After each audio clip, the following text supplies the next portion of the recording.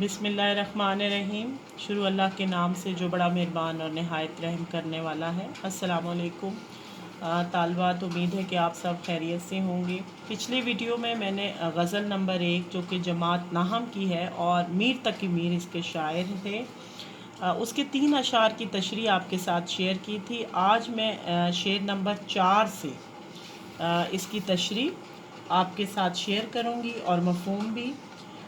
शेर है, बार बार उसके दर पे जाता हूँ, हालत अब इज़्तिराब कैसी है।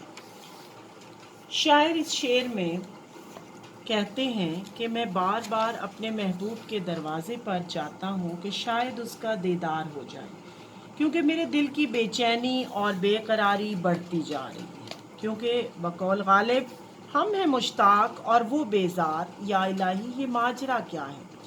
कह रहे हैं शायर कि मैं इतना बेचैन हूँ अपने महबूब से मिलने के लिए कि मेरा दिल करता है कि मैं किसी तरह उड़ के उसके पास पहुँच जाऊँ, लेकिन ये कैसी हकीकत है कि वो मुझसे बेजार है।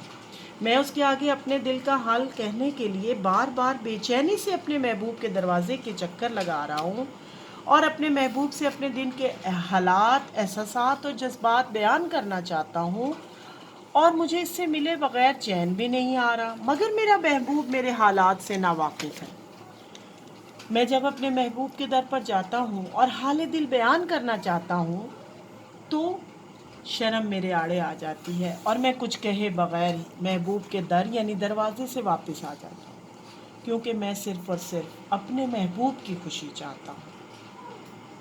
शेर है, फ़कीराना आए सदा कर चले, सदा खुश रहो दुआ कर चले। कि बार बार महबूब के दर के चक्कर लगाने के बाद वापस अगर दिल की बेचैनी और बेकरारी में मज़ीद इजाफा हो रहा है, मुझे मुलाकात भी नसीब नहीं हो रही और मैं अपने महबूब को मायूस भी नहीं करना चाह रहा, तो वो कहते हैं कि फिर मैं रखते सफ़र बांधता हूँ और महबूब की चौखट पर पहुँचता हूँ, दोबारा उसके दरवाज़े पर जाता हूँ, मगर फिर अपना हाल दिल बयान किए बग़ैर वापस लौट आता हूँ।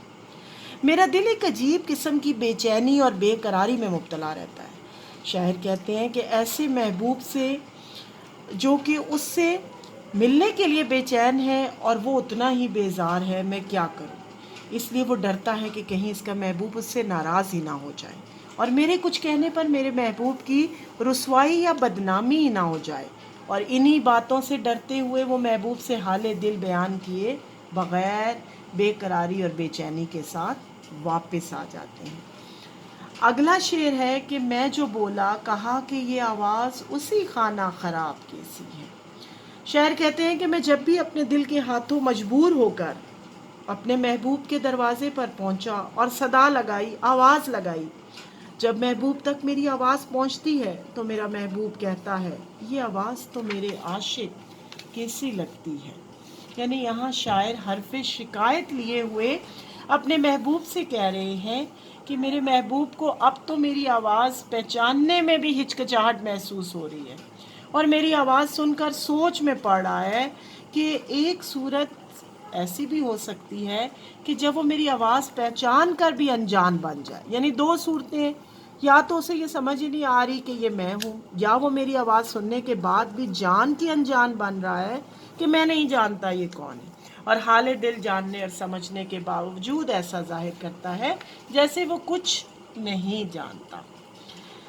बकौल शायर, उनने कसदन भी मेरे नाले को न सुना होगा गर सुना होगा। यानी इरादा करते हुए भी नाले को, मेरी फरियाद को सुनने के बाद भी सुनी अनसुनी कर दी होगी। महबूब मीर महबूब से शिकवा करते हुए कहते हैं कि मेरा महबूब मुझसे इतना बेगाना हो गया है कि मेरी आवाज़ की पहचान भी भूल गया है और इसे मेरी आवाज़ नहीं लगती कि ये मेरी है, और वो शक में मुब्तला रहता है कि वो मेरी आवाज़ सुनकर शशो पंज में मुब्तला है।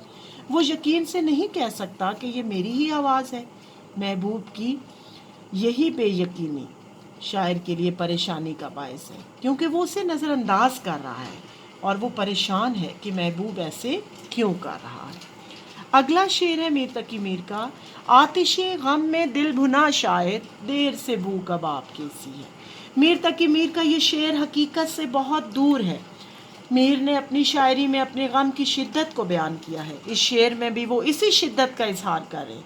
ان کا کہنا ہے کہ میرا غم بہت زیادہ ہے اور غم کی شدت میں میرا درد بڑھتا جا رہا ہے اور اس غم کی تپش مجھے جلا رہی ہے اور میں دل ہی دل میں جل رہا ہوں۔ میرا دل غموں سے بھر چکا ہے اور میں بے محبوب کی بے رخی سے تنگ آ چکا ہوں اور یہ آگ اندر ہی اندر بھڑک رہی ہے جس سے میرا دل جل رہا ہے۔ ایسے ہی جیسے کوئی کباب آگ کے اوپر پکانے کے لیے چھوڑ دے اور آگ جلتی رہ جائے اور وہ جل کر اس میں سے بو آنی شروع ہو جائے، تو محبوب کہہ رہے ہیں کہ میرے دل کی بھی یہی کیفیت ہے اور میرے غموں میں مجھے بھی اپنے دل کے جلنے کی بو آ رہی ہے۔ اس شعر میں میر نے اپنے دل کو کباب اور غم کی شدت کو آگ سے تشبیہ دی ہے، کیونکہ غم کی شدت نے دل کو اس طرح جلا کر رکھ دیا ہے جیسے آگ کی تپش کباب کو جلا کر راکھ کر دیتی ہے۔